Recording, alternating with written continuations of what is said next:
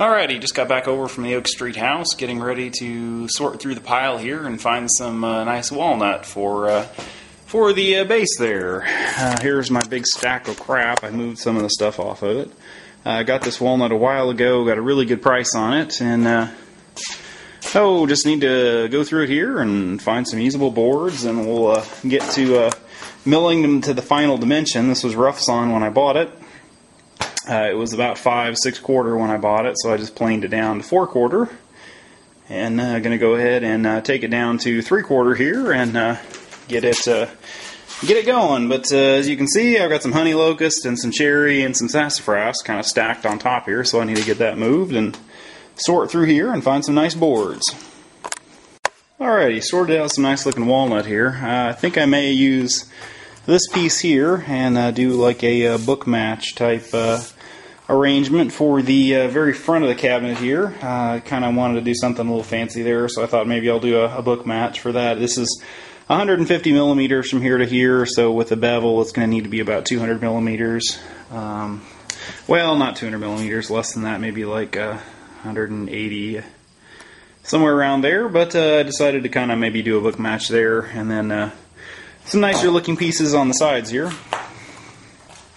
This one will be for the back. But, you know, one of these, or a couple of these pieces here that have some nice mineral streaks in it, and this one has some spalting, I think, but may go ahead and use those for the two angles here. And then on the sides, these are going to be really difficult to see since it's such a small space in there. I'm just going to go ahead and use kind of whatever I have laying around. Been sorting through the pile here, trying to find some appropriate lumber. And say I generally like to just kind of go through here, and instead of buying just fast lumber, just kind of get some stuff with some character, so I can actually go through here and find, you know, little cool looking things like that. And I've got my MFT3 set up here, using the track saw on it, just because my miter saw is over at the Oak Street house and I don't have it in the shop here, so I'm just using this as a miter saw today.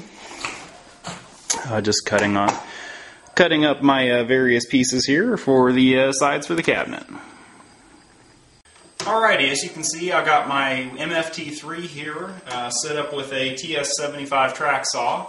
I've got my piece of wood that I want to cut in just underneath the guide rail here. This is kind of a different setup if you've never seen it before. The guide rail here is just on a hinge, so you can flip it up and out of the way. When you want to cut something, or you can also use this with the jigsaws and also with the routers. So if you want to make a dado on something, this is awesome. You just put your work in here. You put it up against the angle finder over here. You just lower the guide rail down, make sure it sets in the pin there, and then you can just take your track saw, pop it on here, make sure it's on the guide rail okay.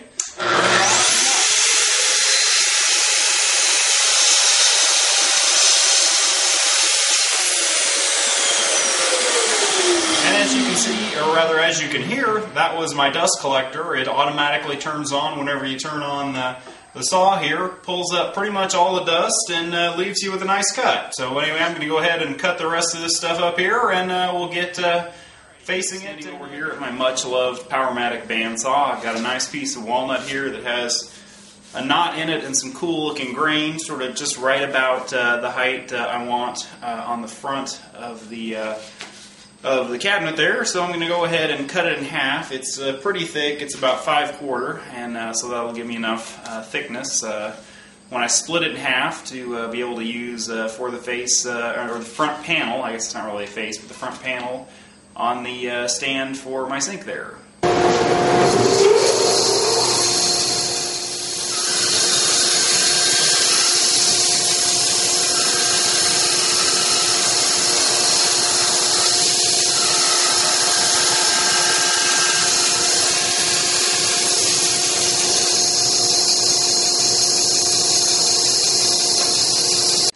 Alrighty, as you can see, this piece looks pretty cool. I'm going to try and make it to where it's probably about this far down from the top of the cabinet, and I think this is going to look pretty cool. I need to stabilize this with some epoxy. I've got some West Systems 2-part epoxy. I'm going to go ahead and fill this in, and I'll go ahead and get that on camera here, but I wanted to show you what one I already did.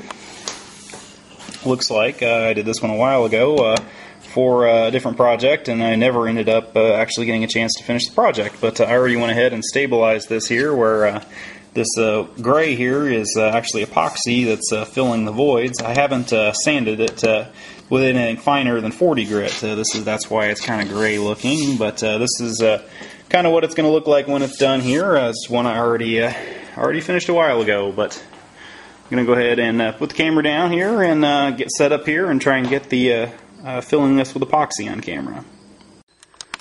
Alrighty, well, as you can see here, this is not the piece I just cut on the bandsaw. In the interest of time, I decided to go ahead and use the pieces here that I already stabilized. I was kind of looking at all the various nooks and crannies and decided it was going to take a couple of glue-ups to do it, and I don't really have the time to just sit and wait on epoxy. I need to get this built and try and get the bathroom finished up there. So I'm going to go ahead and just use the pieces here that I already glued up. I just ran the mating surfaces here on my jointer over here. This is a Powermatic 8-inch parallelogram jointer planer with a helical cutter head. There you can see the little carbide inserts in there. I really like it. Let's say it is a behemoth. I think it weighs almost 1,000 pounds, but thus far I'm pretty happy with it. I would have liked to have gotten a little bit bigger one, but once you get beyond the 8-inch size, they get crazy expensive. I really wanted a 16-inch, but oof, man, those are expensive. Anyway, I'm going to go ahead and join these two pieces together here with my domino. I kind of talked about that earlier, but didn't actually get it out and use it. But this is a festool domino.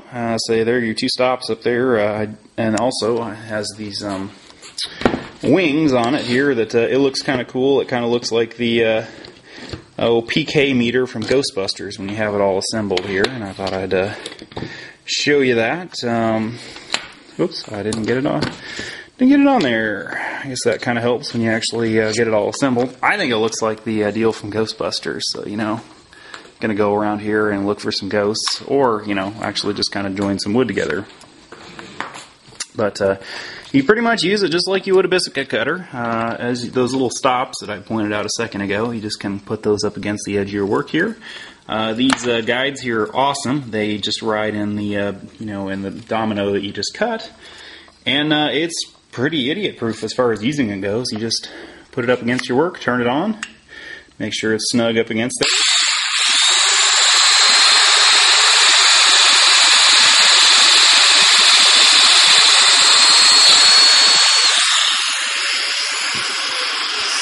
And there we just cut a domino pocket.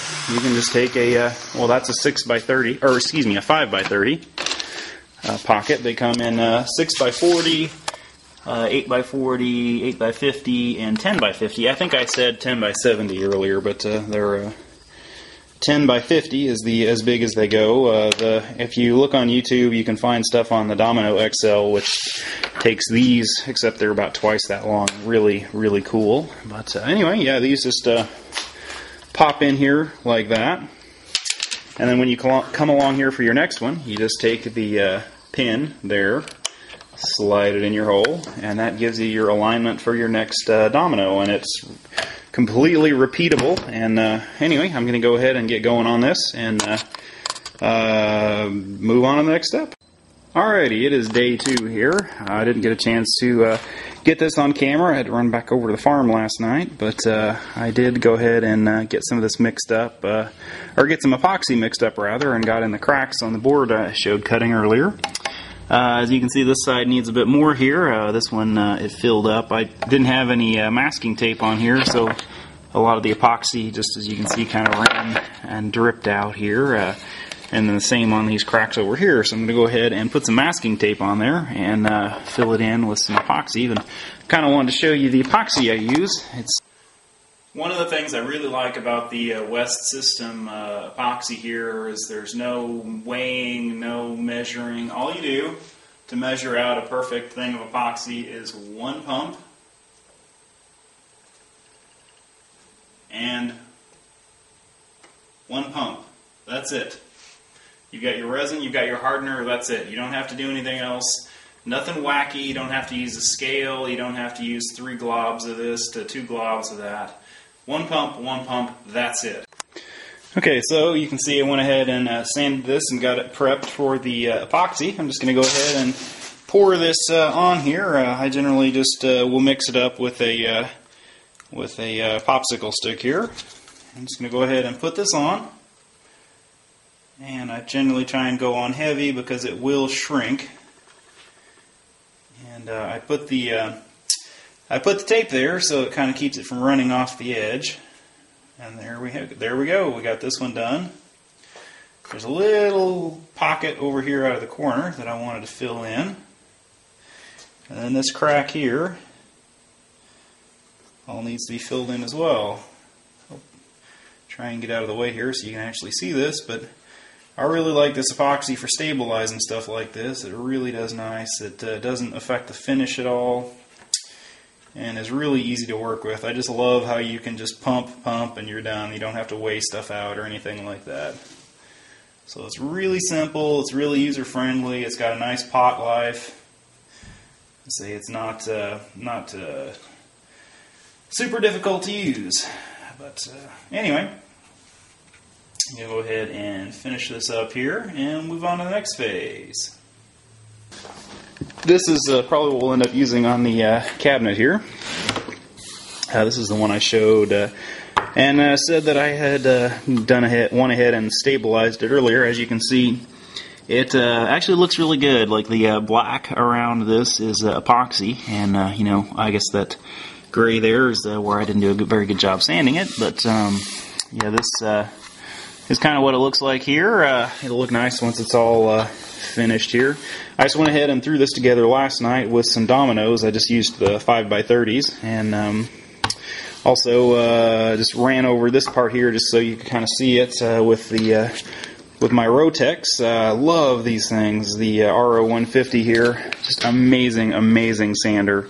Instead of just being a random orbit, you can turn it to where it has a random, or not a random, but a rotating action with an eccentric movement at the same time, which is just crazy fast for sanding. It's just, if you've not used one, and just go to Woodcraft or go to Rocklers and try one. They're just, it'll rock your world. Anyway, I just threw it in the clay on the MFT3 here, and was running over it just so you could see it there, but going to go ahead and put a little bit more epoxy on it here and let it sit overnight. As you can see, there's a little void there that I did not get, and then there's another little void there that needs some epoxy on it. So let's go ahead and let that sit overnight with some epoxy on it, and try and fill any last voids, because this is going to be sort of the center of the base over here. It's going to be right here, and I want it to look really nice. So that's going to go ahead and use that.